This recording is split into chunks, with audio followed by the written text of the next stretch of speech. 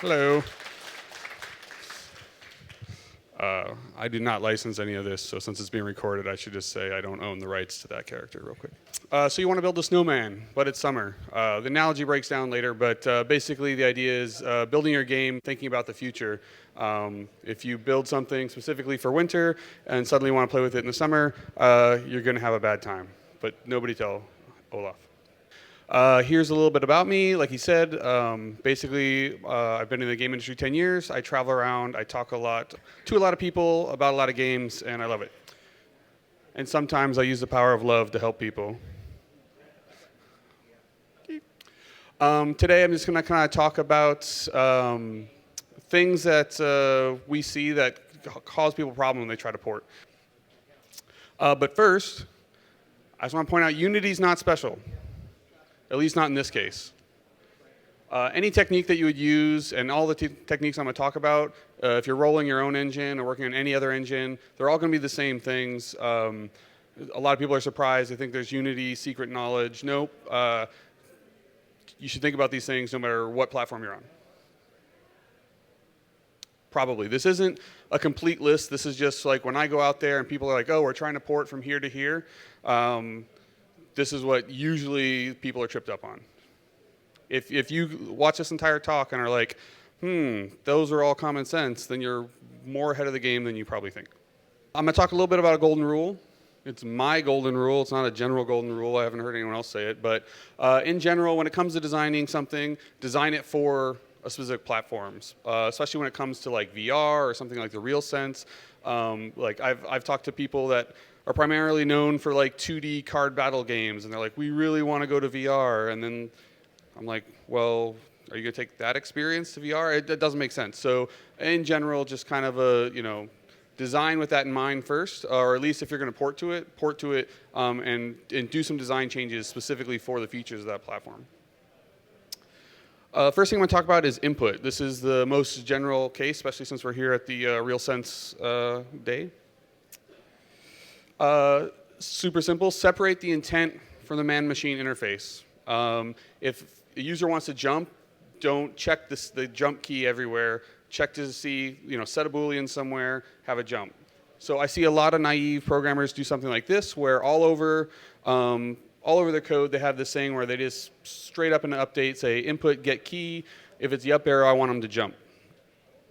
Don't do that. Go ahead, create an input manager, have it pull it for an intent. Does the user tell me that he wants to jump? Then I should jump. It makes it really easy because you can change the input manager to handle all sorts of input types without having to go all over the place in your code. All your code for your input is in one place. For instance, you could just say this is the input manager here in a fixed update, which is a better place to pull for input. I could do the check there, and then I can just set my intents jump to true. This is all pseudocode. Don't ship on this. Or in this case, if RealSense, I could say, oh, well, I want my jump to be a right-handed swipe on the RealSense, and that means my character should jump. But again, I only have to change it in one place, and as I go through and do all the work to port over to a new platform, it's all on one file. One person can do it. It's easy to manage. It's less likely to cause collisions and things like that when you work in large teams. Aspect ratio and resolution. This one's really big in mobile, especially if if you go from iOS and then you switch over to Android, and suddenly you have an order of magnitude more aspect ratios and resolutions to support. It catches a lot of people by surprise, and that's just the screen sizes. That's not even the GPUs or anything like that. Design your layout systems to handle change in aspect ratio. Again, should make sense. Up until 5.0, we didn't really have anything to help you. In 5, we now have this new UI system that makes it super easy for you to say, make everything relative. Try to avoid using any absolute values. Don't ever say, oh, I want to be 200 pixels from the bottom right. Try to say, I want to be, 20% from the right side and 70% from the left side, and you live in that 10% window, because then as your screen changes, it's very dynamic.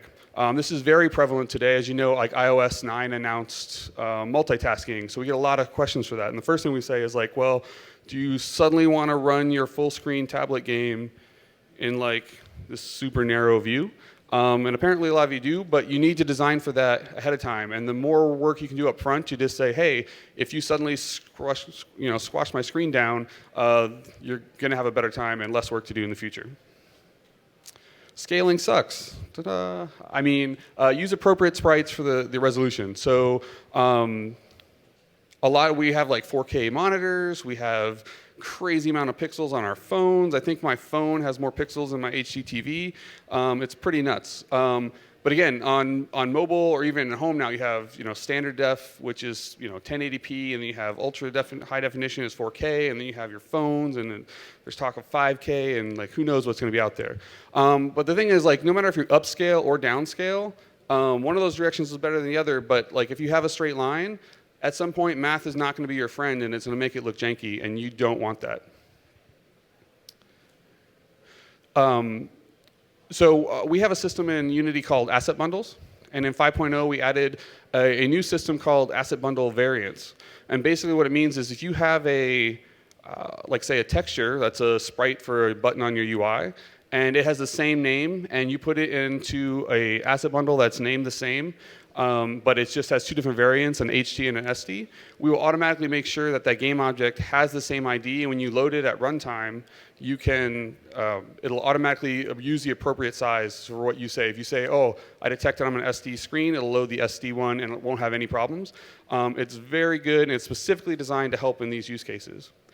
With asset bundles, I will point out, though, that you have to decide whether or not you want to ship with your asset bundles. How many people here use asset bundles? Good. The rest of you should. It's a really good way to keep your download size down if you're going to mobile platforms and things like that. But you basically have a couple choices. You can ship with all of your assets for standard and HD, and then you have to, you basically, I wouldn't say double, but you have a significantly larger binary that your user has to acquire. Or you can ship just like the main menu and some tutorial at HD, because usually scaling down is a little bit better, and you want to support that high-end experience. And then once you're on device, you can detect, hey, well, am I a standard device? Am I an HD device? Which packages should I download? But then you have to kind of either break up their gameplay or hopefully it downloads fast enough. But it's a decision you're going to have to make at some point. Minimum specifications. I see this one. How many people are here are computer people? Yeah? How many of you guys have like super awesome gaming machines that you do your development on that runs the best thing? We're all terrible people. I do it too. We're terrible people. Minimum specs matter. Don't do all your development on some Uber machine, especially if you think you're going to want to go mobile or to a console or anything like that in the future, because what's going to happen is it's super easy for a naive programmer to like make a mistake performance-wise, and it'll be just hidden because your PC has like SLI Titans, or it has 32 gigs of RAM or some crazy thing like that, and then next thing you know, you're going to a console or a thing, and you have like 2 gigs of RAM you have to worry about, and you don't fit. A little bit about performance. GPU stuff. We provide mobile optimized versions of all of our shaders, but as soon as you want to customize your look, which hopefully a lot of you guys do, you want like a custom look beyond this, or you want to have to, or you either want to or have to optimize specifically for that. Unfortunately, right now, like you're gonna have to optimize for all the GPUs. There's about 3 main ones on PC. There's 4 main ones on mobile. It's a lot of work, but it's something to think about. If you have this super awesome stylized shader and you're going to mobile, and all of a sudden you like totally suck on this phone over here, invariably what'll happen is it'll be that the fact that some optimization you made in your shader in general is actually inverted on that GPU for some reason. And there is conflicting optimizations out there across all these GPUs. And it's kind of a bummer, but that's the reality of where we are today. Memory, use as little as possible, duh. But again, this is where if you're working on some Uber machine and you're not thinking about it, you're not using your own kind of memory manager to unload objects, like you're not using object pooling or anything like that, and you have 32 gigs on your PC, everything's fine because you don't play for like the 4 hours it would take for you to run out of memory. But now all of a sudden you go to a machine that has very little memory, which is a lot of them. So this is, if you don't know, we have the hardware stats on Unity's site.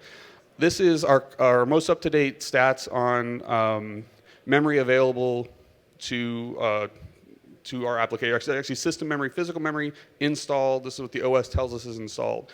So if you notice, like 31%, almost 32% are still at 2 gigs, and that's actually a significant portion. On mobile, it's even higher. On mobile, the less than 2 gigs or about 2 gigs is at 35%, and that's not counting how much memory like the OS is taking up.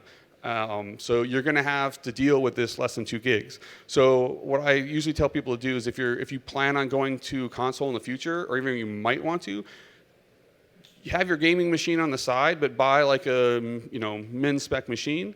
If you're planning on going to like the iPad 2, make sure you run your game often on the iPad 2 to make sure that no performance issues like memory or CPU usage has like crept up, and you're going to have a bad time. Because doing that optimization early is always better than trying to cram it in over the weekend before you're supposed to ship. Plugins. How many of you people here use native plugins in Unity? Okay, for those of you who don't know, native plugins are a way for you to provide native code across all of our platforms. Most people do it to support platform-specific stuff, or a lot of times people do it for performance reasons. There are some trade-offs. So if you write native code for a specific platform, just keep in mind that the more stuff you do in native code, the more stuff you're going to have to port specific to that platform later on. The other problems or cons of using plugins is that if you want to do a lot of interoperability, you have to marshal that data into the manage and back into native, and that's a costly operation, so you need to design around that. And one of the good things about plugins is that you can write your own threads and manage, but a lot of people like to do, a lot of the core threading guys I meet are all C++ guys, so they like to do threading down there. But you have to remember that Unity is not thread safe, so you can do multi-threaded stuff in plugins, but you're responsible for gating the marshaling at the right time to make sure that you play nice with us. In addition to the one we're giving out here, if you go to this URL, bit.ly all caps Intel WS615, you can also register to win another one if you'd like. I don't know how Bobby wants to run this. I think I just caught him up on a lot of time. But if you have any questions, feel free to ask, or I'll be right outside the curtains, and I'll be here all day. Thank you.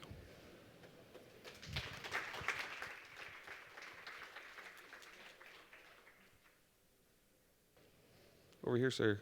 I guess the question is around managing, asset quality and size, specifically in VR. Have you guys thought about that, or is there anything specific, or is it just plain old poly counts and stuff like that? We are planning on putting in, especially with our partner platforms like Oculus and Samsung Gear VR, we are planning on putting in profiler warnings for specific things that will say, if you tell us, hey, we're going for Samsung Gear VR, we will warn you that, hey, you're using too much memory, because we know exactly how much memory you're going to have when you go to the machine. We'll say, hey, you are no longer at 60 frames a second. You're going to make somebody sick. Don't do that.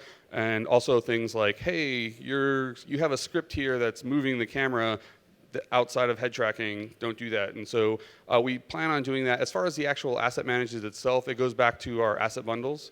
We will use the asset bundles and asset bundle variants, and we're still working on that workflow, but basically, specifically for, you can download the correct assets for that, so your Oculus can have higher res than your Samsung Gear VR. Because it doesn't have to be sprites, it can obviously be anything. So I was just wondering if you could tell me anything about potential vector support for vector assets, in the future, for like 2D games or even for UI. I mean, we've played around with it before. I think the official answer is right now we're a raster engine, and we plan on staying there. That being said, I have seen prototypes for vector-based rendering, and I know a lot of our tools coming up in the future for animation will support, curves for animating and moving things around. But I don't know of any plans currently to switch to being a vector-based rendering engine.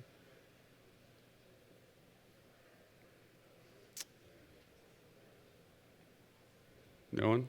Going once? Going twice? I'll be right out there if you're one of those shy people. Thank you very much.